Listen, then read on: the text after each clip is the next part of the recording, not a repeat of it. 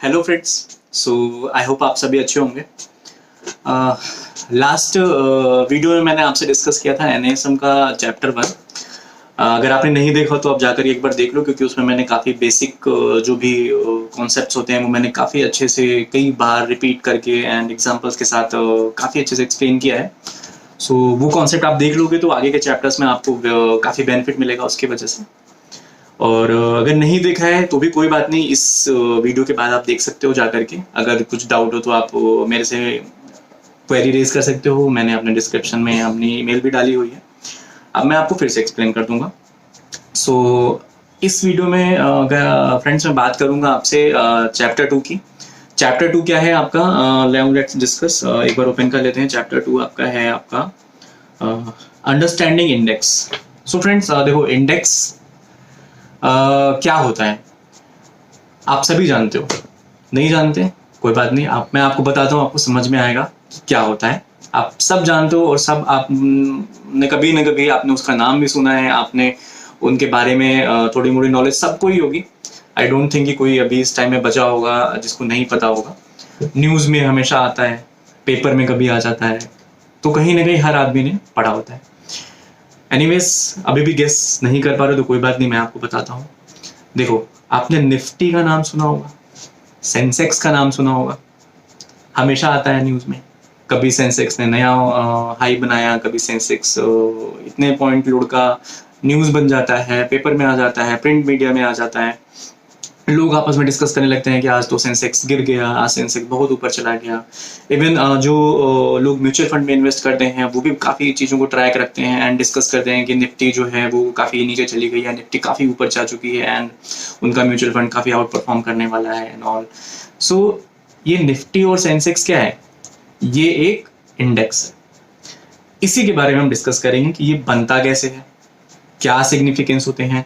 Now just देखते हैं एक बार क्या क्या चीजें हमें इस चैप्टर में पढ़ने को मिलेगी। Meaning of index and its significance, मतलब कि मीनिंग मतलब क्या होता है, व्हाट इज निफ्टी का मतलब क्या हुआ, निफ्टी का सेंसेक्स का मतलब क्या हुआ, आखिर लोग क्यों इतना परेशान होते हैं या फिर क्यों इतना फॉलो करते हैं Sensex and Nifty. And Sensex अगर सपोज नया हाई बनाता है तो इतना हाइप क्यों होता है मार्केट में, या फिर सेंसेक्स अगर अचानक से नीचे गिर जाता है किसी गवर्नमेंट पॉलिसी की वजह से या फिर बजट के अराउंड, तो क्यों इतना हाइप बनता है, क्यों आखिर फाइनेंस मिनिस्टर को जो है एक्सप्लेनेशन देना पड़ता है, या फिर क्यों इतना मतलब कंट्री में प्रिंट मीडिया एंड इकोनॉमिस्ट हैं वो बोलना शुरू कर देते हैं कुछ ना कुछ।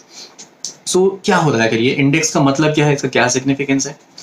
नेक्स्ट है different types of stock market indexes. Stock market indexes क्या क्या डिफरेंट तरीके के इंडेक्सेस मतलब है मार्केट में एंड उनका क्या मतलब होता है और कैसे वो वर्क करते हैं, उनका वैल्यूएशन कैसे होता है। नेक्स्ट है index management and maintenance. Index management and maintenance में हम पढ़ेंगे कि इंडेक्स का वैल्यू कैसे डिराइव होता है, या फिर इंडेक्स के फॉर्मेशन में कौन कौन सी कंपनीज को हम डालेंगे, कौन सी कंपनी को निकालेंगे, या फिर कौन सी नेक्स्ट कंपनीज हैं जो लाइंड अप है जो इंडेक्स का पार्ट हो सकती हैं, या ये भी जो भी रूल्स रेगुलेशंस गाइडलाइंस हैं जो सेबी डिराइव करती है, सेबी डिसाइड करती है एंड उसके जो फॉर्म मतलब पैरामीटर्स पे ठीक बैठती हैं कंपनीज, उनको किस तरीके से इंडेक्स में ऐड किया जाता है, किस तरीके से निकालती है, ये सब एक्सचेंज का के लेवल पे सारा वर्क होता है। एंड ब्रॉडर वे में हम कहें तो इकोनॉमी को एक तरीके से रिप्रेजेंट करने के लिए, एक अच्छा पिक्चर देने के लिए पूरे कंट्री की इकोनॉमी का index very crucial part play करते हैं। नेक्स्ट होता है एप्लीकेशन ऑफ इंडेक्सेस। तो इंडेक्सेस का एप्लीकेशन क्या होता है, मतलब कहाँ कहाँ पे हम अप्लाई करते हैं, एप्लीकेशन यूज क्या करते हैं, इंडेक्सेस के बेसिस पे हम क्या क्या काम कर सकते हैं। जैसे आप इस चैप्टर में आप आगे जाएंगे तो आपको पता चलेगा कि इंडेक्सेस के बेसिस पे कितने लोग ट्रेडिंग करते हैं, कितने लोग इंडेक्स में ही पैसा लगाते हैं, कितने लोग इंडेक्स के बेसिस पे ही म्यूचुअल फंड्स में इन्वेस्ट करते हैं। इंडेक्स नीचे आया तो एसआईपीज में तुरंत लमसम बाई करते हैं। इंडेक्स अगर जो है ऊपर रह रहा है तो वो लमसम में नहीं जाते हैं, नहीं इंटर करते हैं लमसम में, या वेट करते हैं कि इंडेक्स नीचे गिरेगा तो ही मैं लमसम में बाई करूंगा। तो एप्लीकेशन ऑफ इंडेक्सेस क्या है, ये सब चीजें ये हम डिस्कस करेंगे। सो अब देखते हैं चैप्टर पे आते हैं हम प्रॉपर क्या क्या है एनएसएम की बुक में जो इन्होंने मेंशन किया हुआ है, introduction to index. So I hope introduction मैंने आपको काफी अच्छा दे दिया है। फिर भी इसमें देखते हैं क्या क्या चीजें लिखी हुई हैं। देखो, index is a statistical indicator that measures change in the economy in general or in particular areas. In case of financial markets, an index is a portfolio of securities that represent a particular market or a portion of a market. ठीक है, index क्या है, एक economy को broader level पे represent करता है। हम क्या करते हैं, किसी भी एक इकोनॉमी का अगर हमें हेल्थ पता करना है तो हमने वहाँ की टॉप कंपनीज को लिया एंड हमने उनके बेसिस पे एक इंडेक्स बना दिया। अब इससे क्या होगा, हमने सपोज आज एक इंडेक्स बना दिया, अब हमें 1 साल के बाद पता करना हो कि इस कंट्री की इकोनॉमी कितना ग्रो किया है, इस कंपनी की कंपनीज का वैल्यूएशन कितना इंक्रीज हुआ है, तो हम क्या कर सकते हैं, आज के डेट में जो इंडेक्स का वैल्यूएशन है एंड 1 साल के बाद में जो इंडेक्स का वैल्यूएशन है, उनके बीच का कंपैरिजन देख करके हम पता कर सकते हैं। यही चीजें आप न्यूज में देखते हो कि निफ्टी का बताते हैं कि निफ्टी 6 महीने पहले अगर 10,000 थी तो 6 महीने बाद निफ्टी 11,500 पहुंच गई, मतलब कि कंट्री का इकोनॉमी काफी अच्छा परफॉर्मेंस कर रही है। क्यों कर रही होगी, क्योंकि निफ्टी के अंदर जो है 50 कंपनीज हैं। 50 कंपनीज कौन सी हैं, अलग अलग सेक्टर्स की टॉप कंपनीज जो इंडिया में हैं, उनको हमने इंडेक्स में इंक्लूड किया हुआ है। और वो क्या करती है कि हमें दिखता है कि भाई 6 महीने पहले निफ्टी का अगर ये वैल्यूएशन था तो उन कंपनीज के शेयर्स के प्राइस के बेसिस पे हमने अपने इंडेक्स का वैल्यूएशन किया था 10,000। आज 6 महीने बाद निफ्टी का अगर वैल्यूएशन हो रहा है 11,500, तो मतलब कि उन सेक्टर उस निफ्टी 50 की जो कंपनीज हैं उन्होंने आउट परफॉर्म किया है, उनका शेयर्स का प्राइस बढ़ा है। तो हमें कंपैरिजन मिल जाता है, दिखता है कंपैरिजन कि 6 महीने में हमारी कंट्री का इकोनॉमी या हमारी कंट्री का यूं कहें कि निफ्टी जो इंडेक्स है वो 10,000 से 11,500 पहुंचा। सेम वाइसी वर्सा, अगर सपोज 6 महीने पहले हमारा 11,500 था, 6 महीने बाद 10,000 हो गया, तो हम क्या बोलेंगे कि उन कंपनीज ने परफॉर्मेंस स्लो किया है, या उन कंपनीज का सेल्स डाउन हुआ है, या फिर गवर्नमेंट की कोई सी पॉलिसी आई है जिसकी वजह से वो कंपनी परफॉर्म नहीं कर पा रही है। ये सारे फैक्टर्स बहुत सारे मेजर माइनर एंड काफी इकोनॉमीज ऑफ स्केल वर्क करती हैं, तब जाकर के निफ्टी इंडेक्स एंड जो भी सेंसेक्स का प्राइस है ऊपर नीचे and based on all the companies all the sectors of economy ये वर्क करता है। सो ये है नॉर्मल हमारा I think introduction to index. आपको ज़्यादा डिटेल में करने का जरूरत नहीं पड़ेगा, मैंने आपको काफ़ी सारी चीज़ें बता दी हैं। फिर भी आपको कोई क्वेरी होता है तो आप मैं हमेशा अवेलेबल हूँ, आप मेरी ईमेल पे क्वेरी रेज कर सकते हो। सेकेंड टॉपिक पे आते हैं, significance of index. Stock index is an indicator of performance of overall market और a particular sector, which is very clear. मैंने आपको क्लियरिटी बताई, सारी चीज़ें समझाई। Next, it serves as a benchmark for a portfolio performance. Managed portfolios belonging either to individuals or mutual funds. Obviously, mutual funds में आपने अगर इन्वेस्टमेंट करते हो तो आप देखते होगे कि म्यूचुअल फंड का परफॉर्मेंस जो है एक इंडेक्स से रिलेटेड होता है। हम एक मान के चलते हैं कि इंडेक्स अगर नीचे जा रहा है तो हमारा म्यूचुअल फंड का परफॉर्मेंस भी नीचे जाएगा, एंड इंडेक्स अगर ऊपर जा रहा है तो म्यूचुअल फंड आउट परफॉर्म करेगा। Next, it is used as an underlying for financial applications of derivatives. Various products in OTC and exchange traded markets are based on indexes as underlyings. Simple indexes के basis पे हमारे various derivatives product होते हैं, क्योंकि कुछ लोग futures में काम करते हैं लेकिन वो फ्यूचर्स शेयर्स के कमोडिटी के नहीं, वो इंडेक्सेस के फ्यूचर्स पे काम करते हैं। क्योंकि देखो, जिस तरीके से किसी कंट्री में किसी शेयर्स का या किसी कंपनी का यूं कहें डायरेक्टली किसी कंपनी का परफॉर्मेंस ऊपर नीचे होता है, जिसकी वजह से उस कंपनी का शेयर्स का प्राइस ऊपर नीचे होता है। सेम ऐसे ही अगर हम एज अ होल कंट्री की बात करें तो उस कंट्री की इकोनॉमी भी तो ऊपर नीचे फ्लक्चुएट करती है based on the different sectors of that country. So index का वैल्यूएशन भी ऊपर नीचे होता है। तो कुछ लोग जो इन्वेस्टर्स होते हैं वो केवल इंडेक्सेस पे काम करते हैं। इंडेक्सेस पे काम करने से ये बेनिफिट होता है कि हमें एक पर्टिकुलर सेक्टर से अफेक्ट नहीं होना है। मतलब अगर सपोज कोई पॉलिसी आई ऑटो सेक्टर के लिए, बहुत ही डिमिनिशिंग पॉलिसी है एंड कुछ रिस्ट्रिक्शंस क्रिएट कर रही है, लाइक कुछ चार्जेस कैरी कर रही है, कुछ चार्जेस हटा रही है, कुछ चार्जेस ऐसे लेवी करे जिससे कि हमारा ऑटो सेक्टर जो है वो काफ़ी नीचे जाने वाला है। सो अगर मैं केवल ऑटो के इंडस्ट्रीज के कंपनी के शेयर में बाई करूंगा या उनके डेरिवेटिव्स में ट्रेड करूंगा तो मेरा तो लॉस पक्का है। अगर मैं कैश में काम करता हूँ तो डेरिवेटिव्स में काम करता हूँ तो हो सकता हो मुझे अगर ये चीज़ पहले से मन में थी कि नहीं वो नीचे जाने वाला है और मैंने अपनी पोजीशन ऐसी क्रिएट करके रखी हुई कि मुझे बेनिफिट हो नीचे जाने पे भी, only then I can get some profit, otherwise उसमें भी लॉस होगा। लेकिन इंडेक्स में क्या बेनिफिट है कि मान के चलो अगर ऑटो सेक्टर की कंपनीज में गवर्नमेंट की कोई ऐसी पॉलिसी है जिससे कि ऑटो सेक्टर की कंपनीज नीचे जा रही हैं या फिर परफॉर्मेंस कम हो रहा है, लेकिन सपोज कोई ऐसी पॉलिसी भी आ गई जिससे कि हेल्थ सेक्टर की कंपनीज काफी ऊपर जा रही हैं, तो क्या होगा, इंडेक्सेस का परफॉर्मेंस बैलेंस्ड रहेगा। मतलब कि एक सेक्टर नीचे जा रहा है बट दूसरा सेक्टर ऊपर जा रहा है, तो हमारा इंडेक्स पे जो वोलेटिलिटी है उसका इफेक्ट काफी कम हो जाता है। ये एक बेनिफिट होता है हमें इंडेक्स में ट्रेड करने का। तो इस वजह से काफ़ी सारे इन्वेस्टर जो हैं एक ब्रॉडर वे में अगर हम देखें तो वो इंडेक्स में ट्रेड इसी रीजंस की वजह से करते हैं कि इंडेक्स में अगर काम करेंगे तो रिस्क हमारा डाइवर्सिफाइड रहेगा, डिफरेंट सेक्टर्स में हमारा रिस्क जो है डाइवर्सिफाई हो जाता है, एक नीचे एक ऊपर चलता है तो भी हमारा जो वॉलेटिलिटी है वो मार्केट में मेंटेन रहती है। सो अब देखते हैं नेक्स्ट पॉइंट क्या है, types of stock market indexes. So guys देखो, Nifty 50 and Sensex is a index, ठीक है। अब हम निफ्टी 50 एंड सेंसेक्स को किनारे रखते हैं, हम अब ये देखेंगे कि इंडेक्स कितने तरीके के होते हैं, ठीक है, और उनका कैलकुलेशन किस किस डिफरेंट तरीके से किया जाता है, सो दैट हमें एक ब्रॉडर वे में नॉलेज हो जाए। अब देखते हैं कि क्या क्या काइंड है types of stock market indexes में। पहला है मार्केट कैपिटलाइजेशन वेटेज इंडेक्स। ये किस बेसिस पे कैलकुलेट होता है ये इंडेक्स?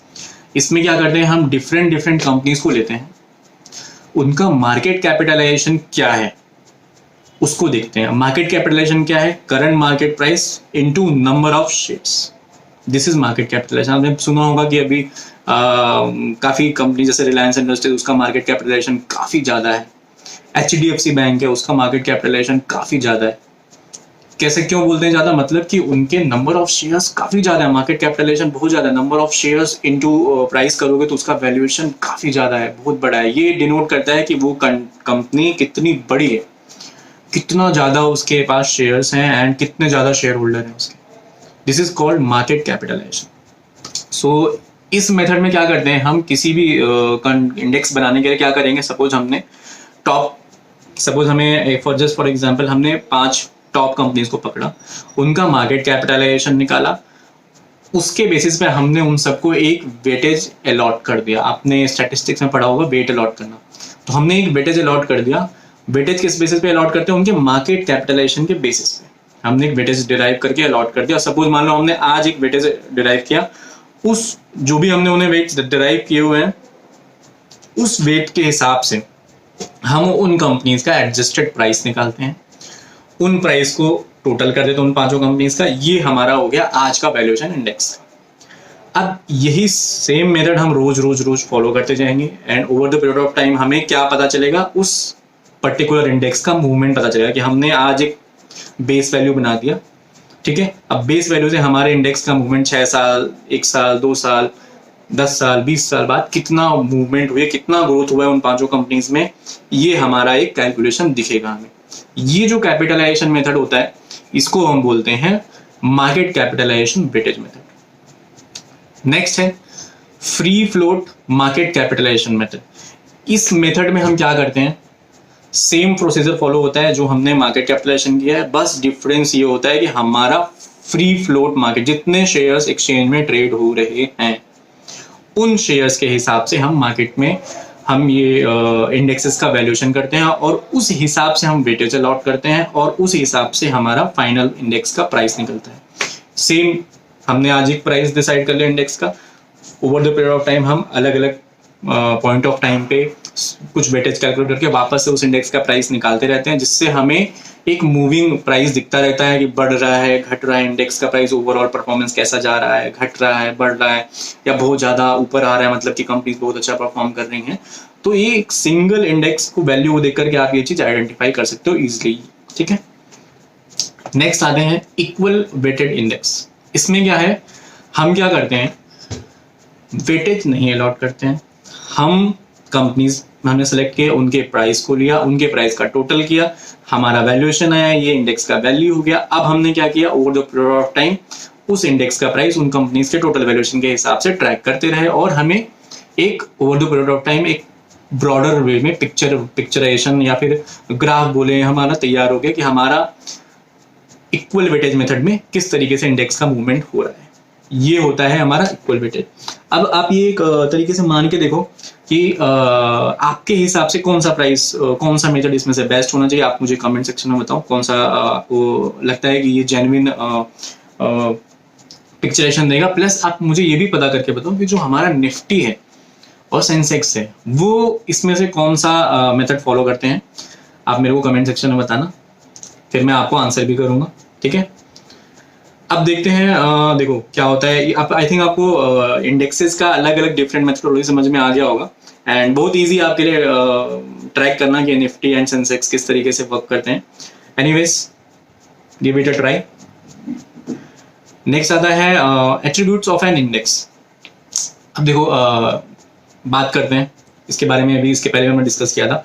फर्स्ट थिंग है, it should reflect the market behaviour. एक अच्छा इंडेक्स वही होगा जो मार्केट का बिहेवियर आपको शो करे।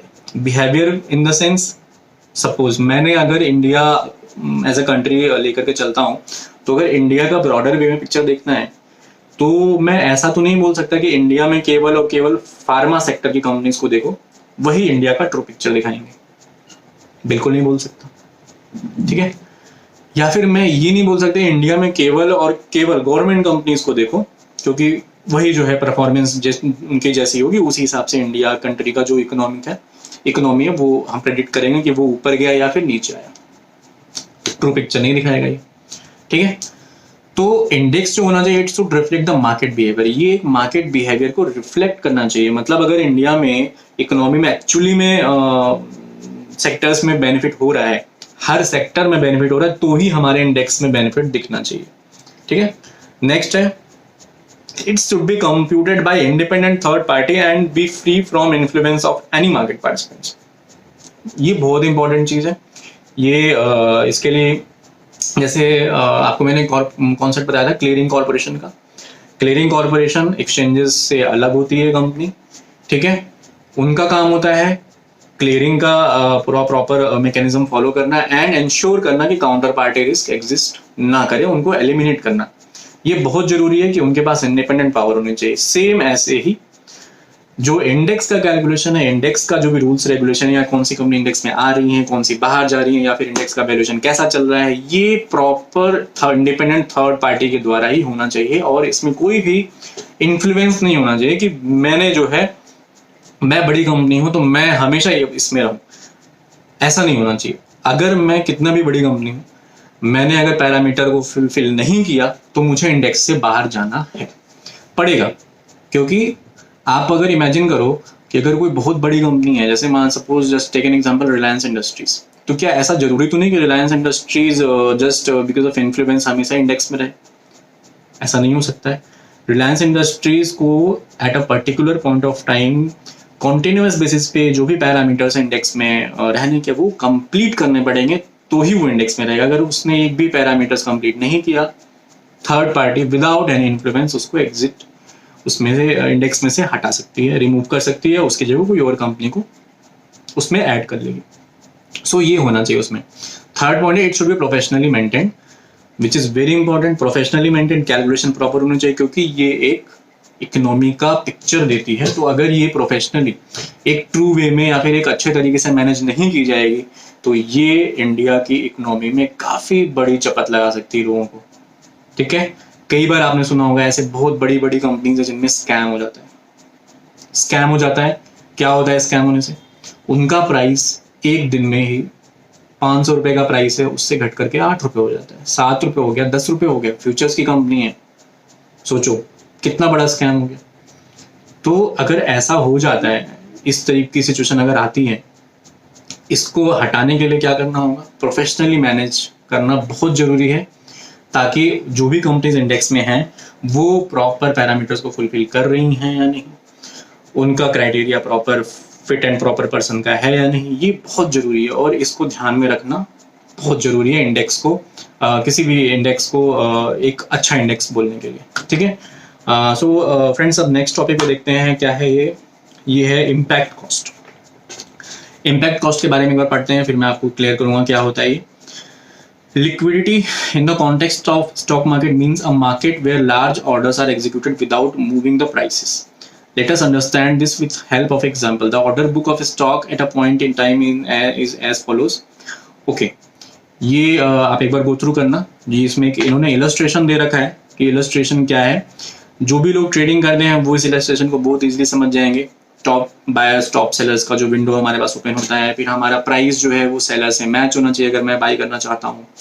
अगर मैं सेल करना चाहता हूँ तो बायर से मैच होना चाहिए, तो भी मैं सेल हो पाएगा मेरा का प्राइस। मतलब buying and selling price match करना चाहिए। मैं ये कहूँ जो डिफरेंस होता है buying price and selling price के बीच में, स्प्रेड, उसको बोलते हैं स्प्रेड। स्प्रेड के बारे में आगे भी कॉन्सेप्ट आएंगे, तो मैं वहां पे भी और अच्छे से डिस्कस करूंगा आप लोगों को।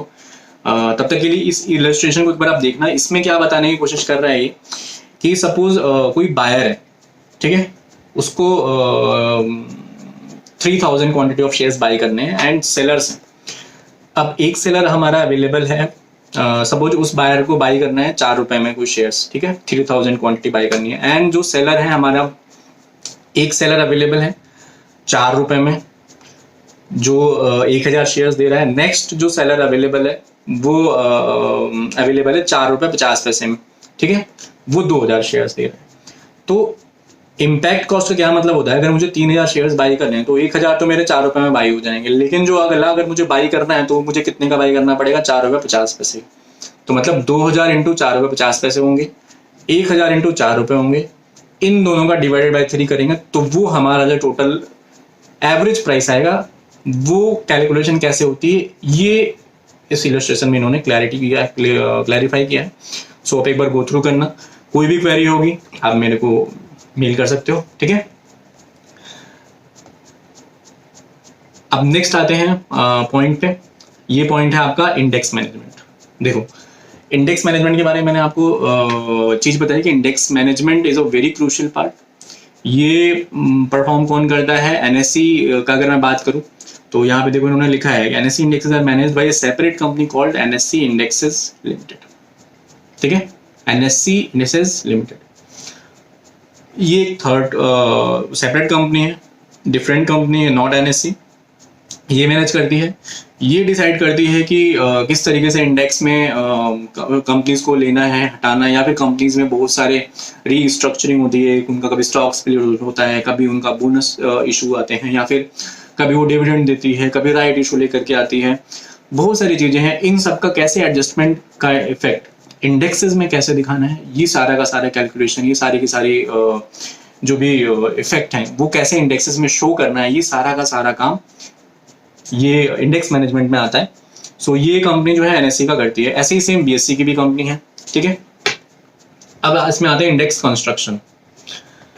A good index is a trade off between diversification and liquidity, ठीक है। डाइवर्सिफिकेशन के बारे में आपको मैंने अभी पहले बताया।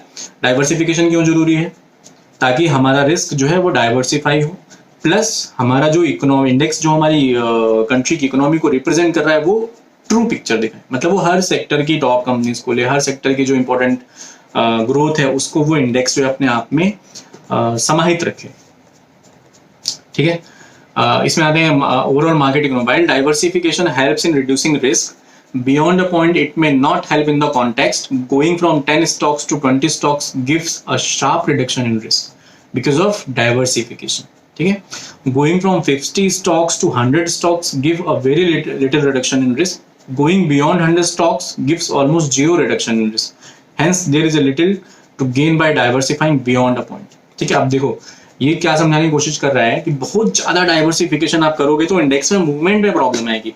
इसलिए इन्होंने क्राइटेरिया बनाया रिसर्च के बेसिस पे कि हम एक पर्टिकुलर सेक्टर की टॉप इतनी ही कंपनीज को लेंगे जो कि ट्रू पिक्चर रिप्रेजेंट करेंगी हमारी इकोनॉमी की, ठीक है। Stocks in the indexes are chosen based on certain predetermined qualitative and quantitative parameters laid down by the index construction managers. Once a stock satisfies the eligibility criteria, it is entitled for inclusion in the index. Generally, final decision of inclusion or removal of a security from the index is taken by the specialized committee known as index committee. Clear है आप लोगों को?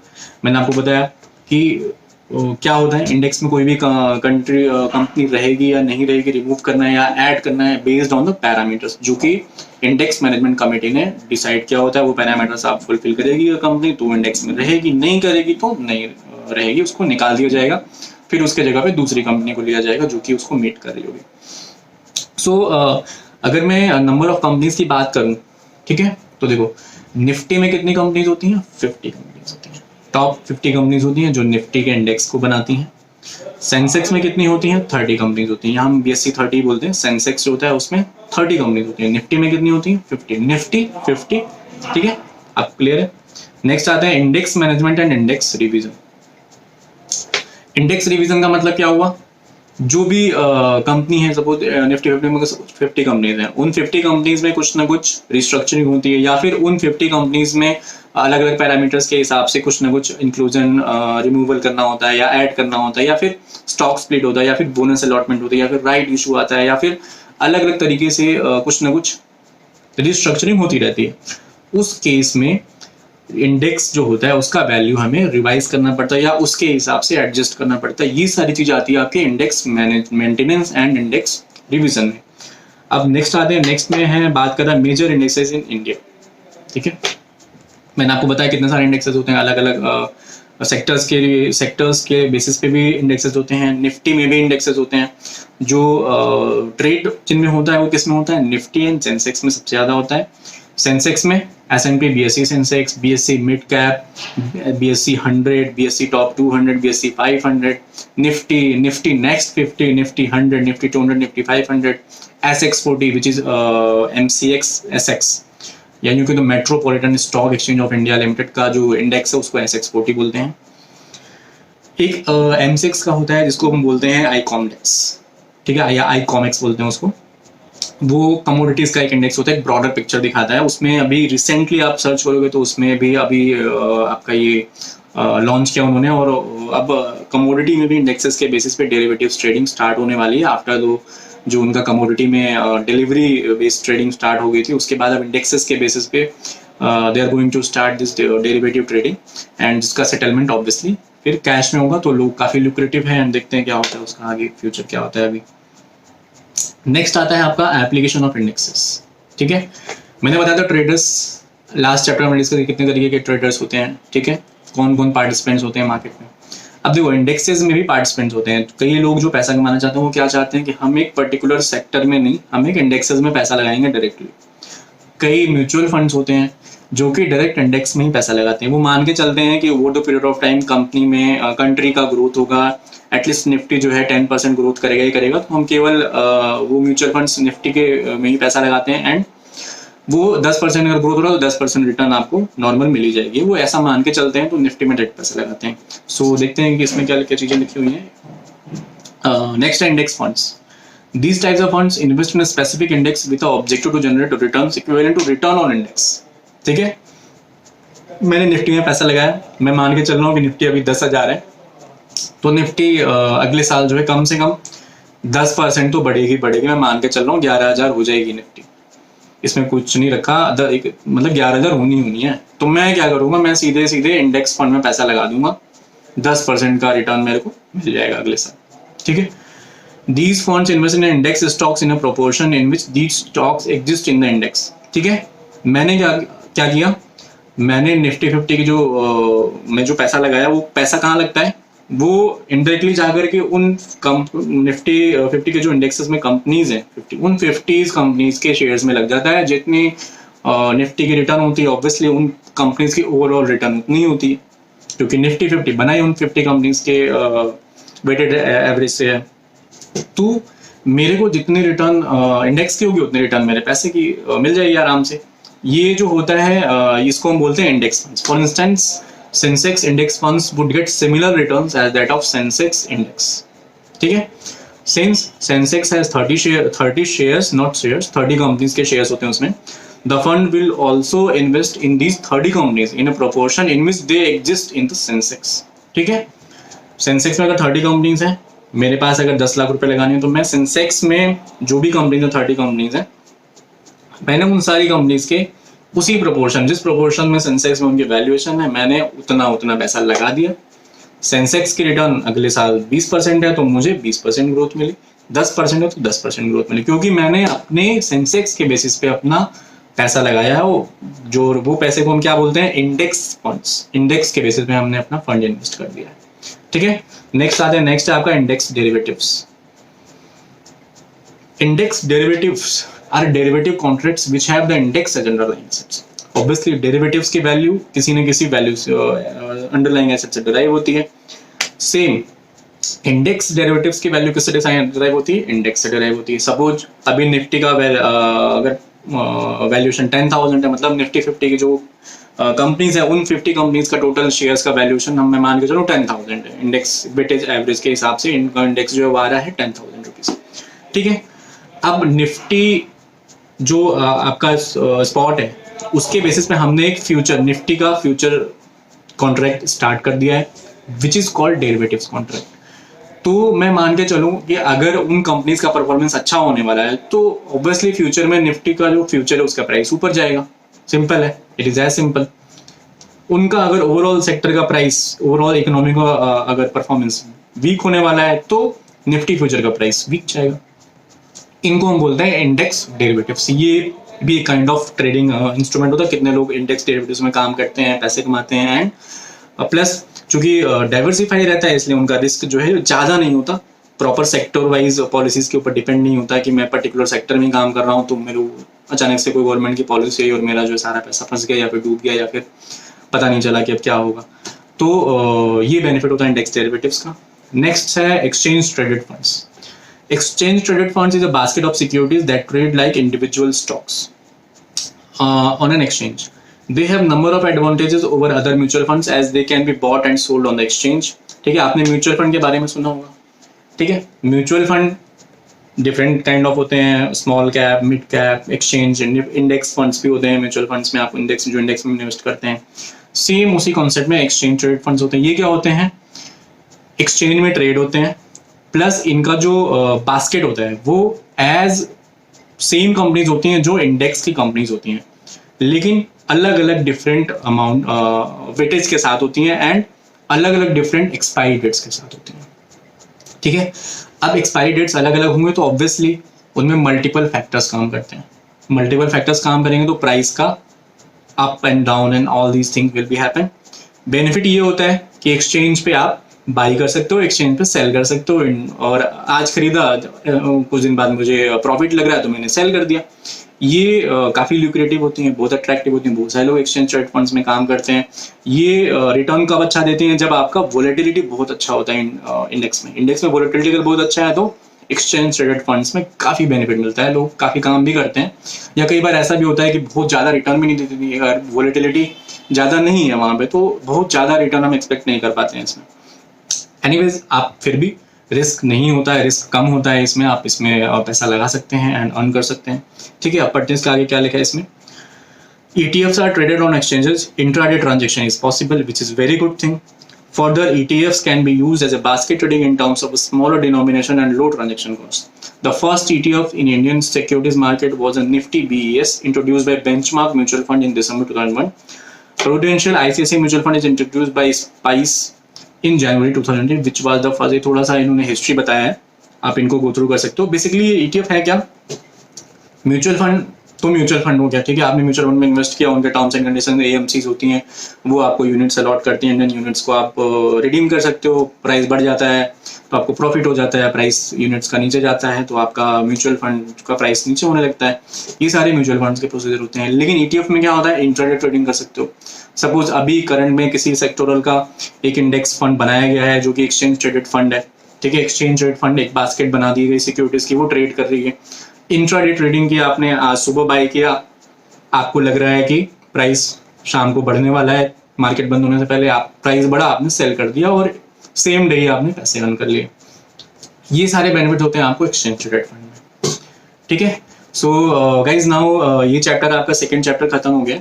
So thanks for watching my video.